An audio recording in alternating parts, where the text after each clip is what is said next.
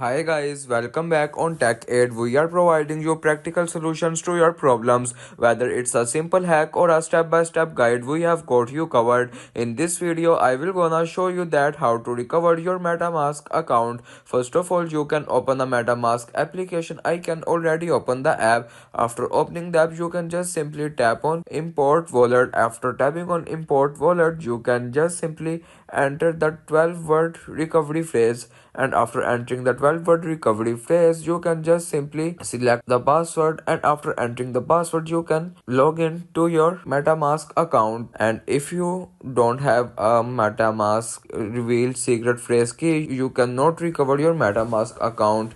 And this is the way you can recover your Metamask account. If you want to keep your online activity private and access to restricted contents like I do, trying using a VPN. It's secure, easy to use, and makes a browsing safer. The link to buy is in the description below. If this tutorial helped, don't forget to like the video and subscribe for more practical solutions. Got questions or need extra help? Drop a comment below. We will be happy to assist. See you in the next one. Thanks for watching.